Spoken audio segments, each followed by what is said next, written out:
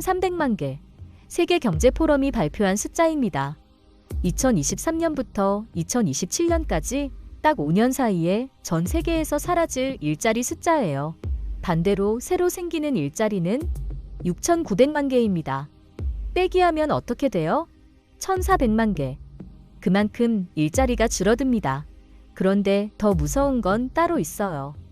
사라지는 일자리와 생기는 일자리가 완전히 다른 종류라는 겁니다. 내가 지금 하고 있는 일이 사라지고 내가 해본 적 없는 일만 남는 거죠. 지금부터 15분 동안 2026년에도 살아남을 직업이 뭔지, 그리고 어떻게 준비해야 하는지 알려드리겠습니다.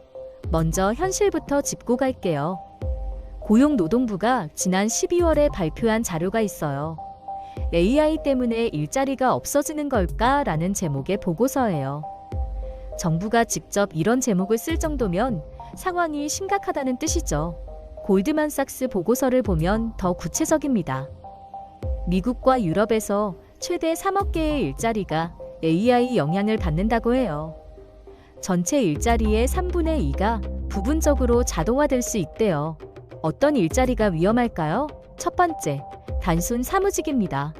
데이터 입력, 문서 작성, 보고서 요약 같은 일들이요. 이미 챗GPT가 이런 일을 초 단위로 처리하고 있어요. 두 번째, 콜센터 상담원이에요. 가트너라는 시장조사 기관이 2022년에 예측했어요.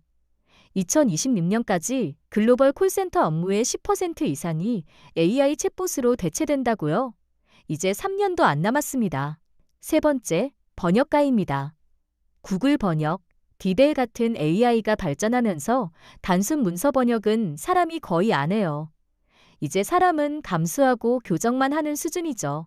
자, 그럼 30대 중반 직장인 김대리 이야기를 해볼게요. 김대리는 연봉 4,500만 원 받는 회사원입니다. 매일 하는 일이 뭐냐?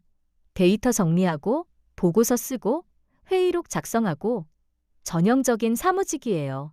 작년에 회사에서 챗GPT 기업용 계정을 도입했어요. 처음엔 신기해서 써봤죠. 그런데 점점 불안해지기 시작했대요. 왜냐? 자기가 이틀 걸려서 하던 시장조사 보고서를 AI가 20분 만에 만들어내는 거예요. 물론 완벽하진 않아요. 하지만 80%는 그대로 쓸 수 있는 수준이에요. 김대리가 제게 물어봤어요. 저는 앞으로 어떻게 해야 하나요? 이게 지금 수백만 직장인들이 품고 있는 공포예요. 그런데 말이죠. AI가 정말 모든 일자리를 다 빼앗을까요? 한국개발연구원 KDI에서 재미있는 연구 결과를 발표했어요. AI 도입으로 타격받는 일자리가 있는 반면 오히려 늘어나는 일자리도 있다는 겁니다. 구체적으로 뭐냐? 정보통신 전문가랑 기술직은 고용이 증가했대요. 반대로 서비스 단순 노무직은 고용이 감소했고요. 더 중요한 건 이거예요. 나이와 학력별로 보면요. 청년층이랑 전문대졸 이상 학력에서 고용이 감소했어요. 그런데 중장년층이랑 고졸 이하 학력에서는 오히려 고용이 증가하거나 변화가 없었대요. 왜 이런 일이 벌어질까요? 프레임워크로 정리해 볼게요.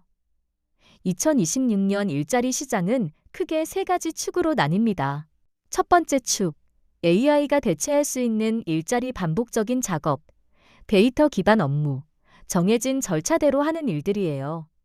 예를 들어 단순 회계, 자료 입력, 기본 법률 문서 작성 같은 거요.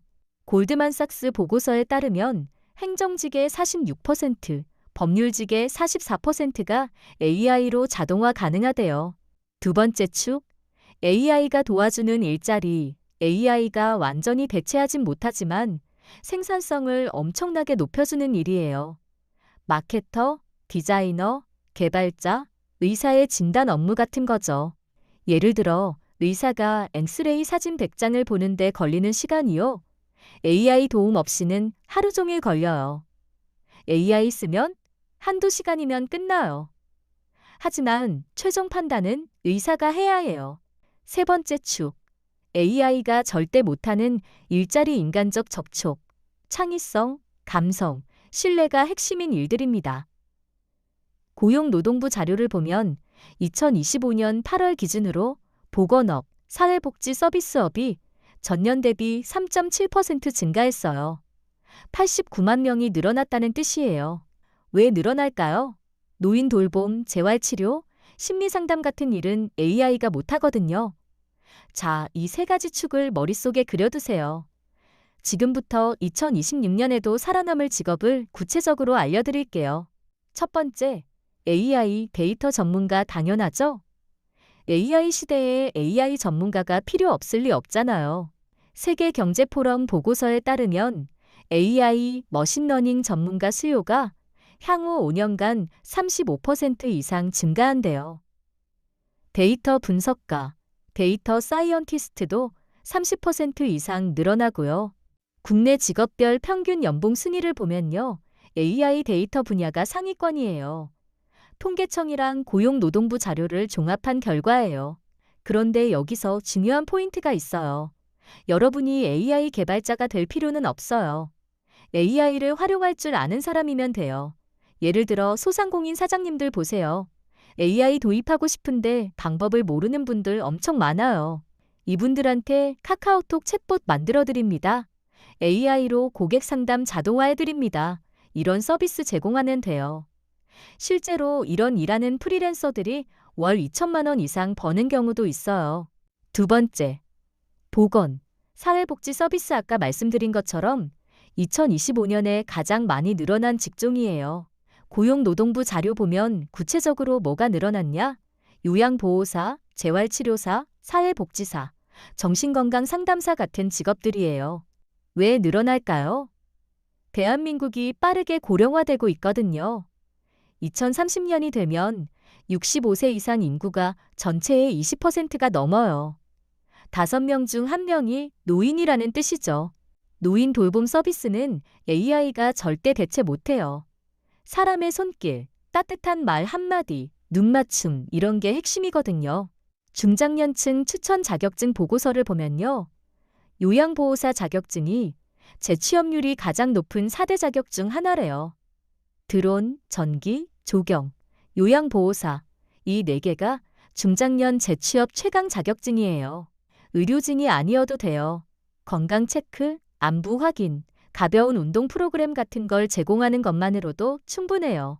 세 번째, 교육 서비스 세계경제포럼 보고서에서 교육산업 일자리가 약 10% 증가할 거라고 전망했어요. 300만 개의 일자리가 추가로 생긴대요. 그런데 여기서 말하는 교육이 학교 선생님만은 아니에요. 직업훈련 교사, 온라인 강의 크리에이터, 코칭 전문가 이런 분야예요. 왜 늘어날까요? AI 시대가 되면서 사람들이 끊임없이 새로운 걸 배워야 하거든요. 평생 직장 개념이 사라지고 평생 학습 시대가 온 거예요. 유튜브에 강의 올리거나 클래스 100일 같은 플랫폼에서 강의 판매하는 거, 이것도 교육 서비스예요. 박사학위 없어도 돼요. 여러분이 잘 아는 한 가지만 가르치면 됩니다. 네 번째, 녹색 에너지.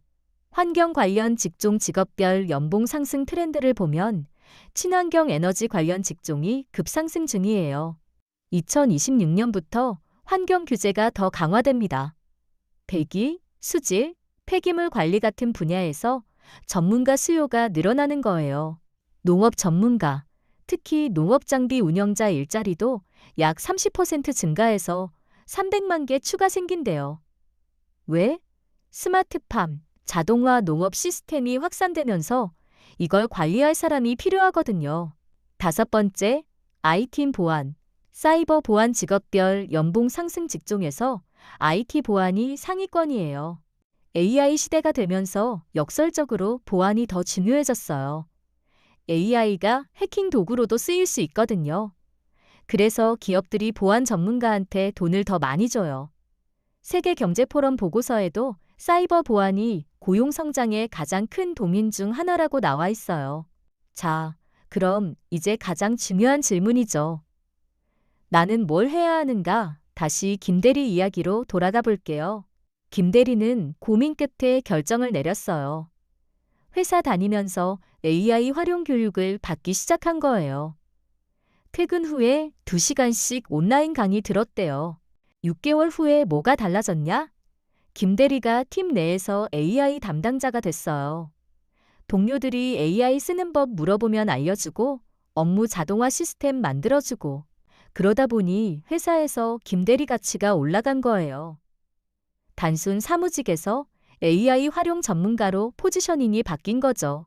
정부도 2026년부터 청년 정책 예산을 늘렸어요. 비수도권 중소기업 취업 청년 지원금이 기존 480만 원에서 더 늘어났고요. 청년 미래 적금 같은 자산 형성 지원도 강화됐어요. 구체적으로 어떻게 준비하면 될까요? 첫 번째, AI 리터러시 키우기. AI를 개발할 필요는 없어요. 활용할 줄만 알면 돼요. 챗GPT, 클로드, 미드저니 이런 도구들 써보세요. 무료예요. 두 번째, 내 일과 AI 접목 포인트 찾기. 지금 하는 일 중에서 AI로 효율화할 수 있는 게 뭐가 있을까 생각해 보세요. 그게 바로 여러분의 경쟁력이 됩니다. 세 번째, 사람만 할 수 있는 영역 강화하기. 공감 능력, 창의성, 협상력, 리더십 이런 소프트 스킬이요. AI는 절대 못 배워요. 네 번째, 평생학습 마인드셋. 한 가지 배워서 평생 먹고 사는 시대는 끝났어요. 매년 새로운 걸 배워야 해요. 정리할게요. 2026년 AI 시대에도 살아남는 직업은 세 가지 카테고리예요. 첫째, AI를 만들거나 활용하는 직업. 둘째, AI가 절대 못하는 인간 중심 서비스 직업. 셋째, AI가 도와주지만 최종 판단은 사람이 하는 전문직. 중요한 건 이거예요. 지금 당장 완벽하게 준비된 사람은 없어요. 모두가 배우면서 적응하는 중이에요. 김대리처럼 작은 것부터 시작하면 됩니다. 오늘 퇴근하고 딱 한 가지만 하세요. 챗GPT 무료 계정 만들고 내가 지금 고민하는 업무 문제 하나 입력해보세요. 그게 시작이에요. 공포에 얼어붙지 마시고 변화를 기회로 만드세요. 우리 채널은 앞으로도 여러분이 경제적 변화에 대응할 수 있도록 구체적이고 실용적인 정보를 계속 전해드리겠습니다. 구독과 좋아요 부탁드리고요.